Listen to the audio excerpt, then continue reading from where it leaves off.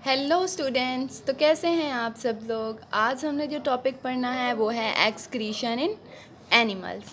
ठीक है, हम लोग देखते हैं कौन सा टॉपिक है। Excretion in animal. एक्सक्रीशन क्या है, what is excretion? Removal of waste metabolites. Waste metabolites कौन से होते हैं, मैंने आप लोगों को पिछले लेक्चर में भी बता चुकी हूँ कि जितने भी रिएक्शंस हो रहे होते हैं उसके अंदर जितने भी प्रोडक्ट बनते हैं, ब्रेक डाउन होती है और जो भी चीज़ें रिलीज़ हो रही होती हैं एज अ वेस्ट प्रोडक्ट, उसको हम वेस्ट मेटाबोलाइट्स कहते हैं।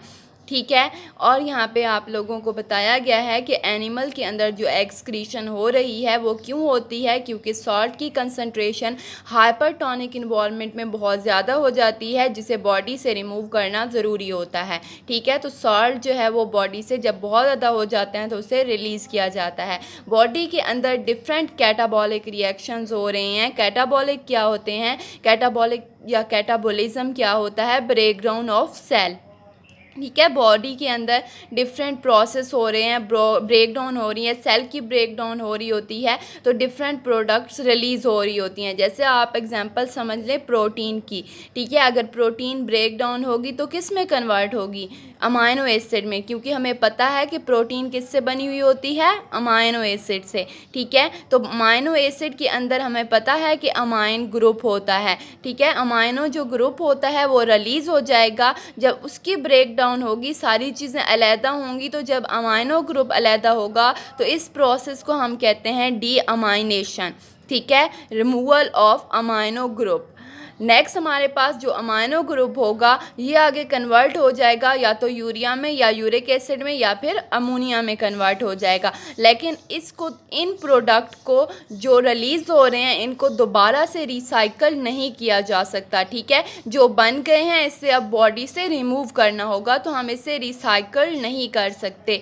नेक्स्ट जो है वो बताया गया है आप लोगों की बुक में कि हमारे पास अगर हमारी बॉडी के अंदर सॉल्ट की कंसंट्रेशन ज़्यादा हो जाती है, urea, uric acid, ammonia body से रिमूव नहीं होते तो क्या होता है? कन्वल्यूशन, मतलब डबल माइंडेड होने लगता है इंसान को, जो है दो दो चीज़ें नज़र आने लगती हैं, कोमा में चला जाता है या फिर उसकी डेथ हो जाती है।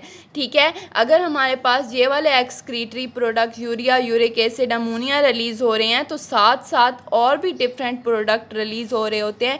जैसे कुछ लोअर क्वांटिटी में कंपाउंड रिलीज़ होते हैं, प्रोटीन आप कह सकते हैं, क्रिटानाइन और केराटिन, ट्राइमिथाइल अमाइन ऑक्साइड, और जो बहुत ही लोअर क्वांटिटी में, इससे भी लोअर क्वांटिटी में होती हैं वो प्योरीन, पैरामिडीन बेसिस हैं। जो बेसिस साइटोसिन, गवानीन, ये सारी की सारी टूटती हैं तो आगे ये डिफरेंट कंपाउंड में कन्वर्ट हो जाती हैं। तो वो डिफरेंट कंपाउंड्स आप लोगों की बुक में भी दिए गए हैं कि जैसे हमारे पास यहाँ पे दिया गया है कि हाइपोजेंथीन, जेंथीन, एलेंटोइन, यूरिया, अमोनिया, ये सारे प्रोडक्ट जब प्योरीन या पैरामिडीन बेसिस टूटती हैं तो इससे ये वाले प्रोडक्ट बनते हैं और साथ साथ अमोनिया, यूरिया और यूरिक एसिड के ये वाले प्रोडक्ट भी हमारे यूरिन के साथ रिलीज़ हो रहे होते हैं। ठीक है, समझ आ गई है। नेक्स्ट हमारे पास जो टॉपिक है nature of excretory product in relation to habitat. इसमें क्या बताया गया है कि अमोनिया जो है वो बहुत ही टॉक्सिक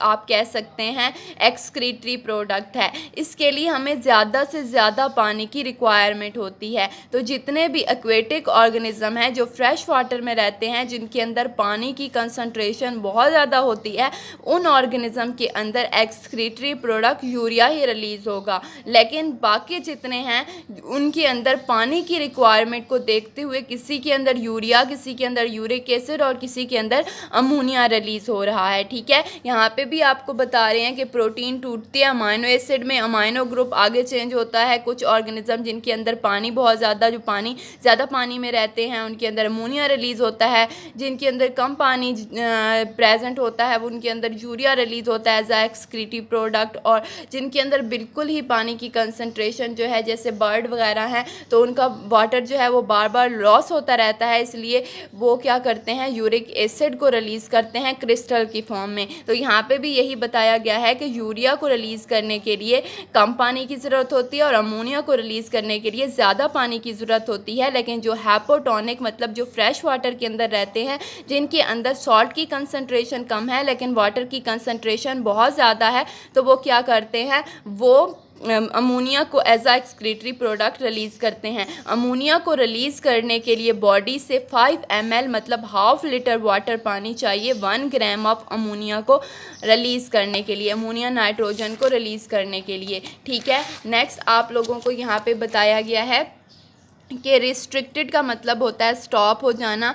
तो वो ये कह रहे हैं कि अमोनिया, ये वाली चीज़ें आप बेशक ना करें। यहाँ पे ये आपको बताया गया है कि यूरिया को बॉडी से रिमूव करने के लिए 5 ml यूरिया को जो है वो 1 ग्राम ऑफ नाइट्रोजन जो है रिमूव करने के लिए हमें 5 ml वाटर रिक्वायर्ड है यूरिया को रिलीज़ करने के लिए। इस तरह आपको बताया गया है नेक्स्ट कि हमारे पास जो भी ऑर्गेनिज़म है जिनके अंदर अमोनिया रिलीज़ होता है उनको अमोनोटैलिक, और जो यूरिया रिलीज़ करते हैं उनको यूरिकोटैलिक, और जो यूरिक एसिड रिलीज़ करते हैं उसको यूरिकोटैलिक कहते हैं।